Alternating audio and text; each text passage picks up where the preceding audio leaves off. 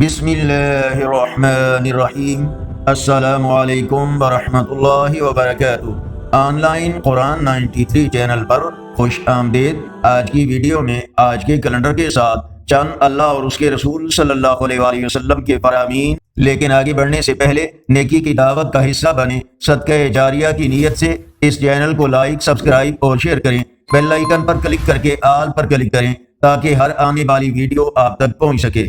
اللہ تعالیٰ نے ارشاد فرمایا، یہ قرآن وہ کتاب ہے جس میں کوئی شک و شبہ نہیں اور اس میں ہدایت ہے اللہ کی ناراضگی سے ڈرنے والوں کے لیے۔ رسول اللہ صلی اللہ علیہ وآلہ وسلم نے ارشاد فرمایا، جو کوئی تمام مومن مردوں اور عورتوں کے لیے دعائے مغفرت کرتا ہے، اللہ اس کے لیے ہر مومن مرد و عورت کے بدلے ایک نیکی لکھ دیتا ہے۔ حضرت معاذ رضی اللہ تعالیٰ عنہ فرماتے ہیں کہ رسول اللہ صلی اللہ علیہ وآلہ وسلم نے ارشاد فرمایا، جس نے اپنے ماں باپ کے ساتھ حسن سلوک کیا اس کو خوشخبری ہو، اللہ تعالیٰ اس کی عمر لمبی فرمائے۔ رسول اللہ صلی اللہ علیہ وآلہ وسلم نے ارشاد فرمایا، تم میں سے کوئی شخص جتنی دیر نماز کے انتظار میں بیٹھتا ہے، نماز ہی میں رہتا ہے جب تک بے وضو نہ ہو جائے، فرشتے اس کے لیے دعا کرتے رہتے ہیں، اے اللہ اسے معاف فرما، اے اللہ اس پر رحم فرما۔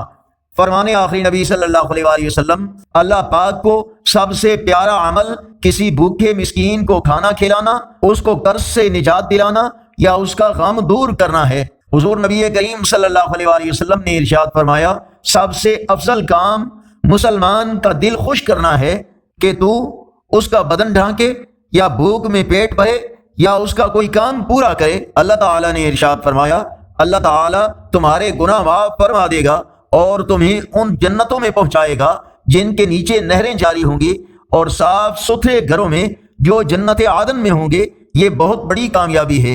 نبی اکرم صلی اللہ علیہ وآلہ وسلم نے جب حضرت معاذ اور حضرت ابو موسیٰ رضی اللہ تعالیٰ عنہ کو یمن بھیجا تو یہ ہدایت فرمائی، لوگوں کے لیے آسانیاں پیدا کرنا، انہیں مشکل میں نہ ڈالنا، انہیں خوشخبری سنانا، نفرت نہ دلانا، اور تم آپس میں اتفاق رکھنا، اختلاف نہ کرنا۔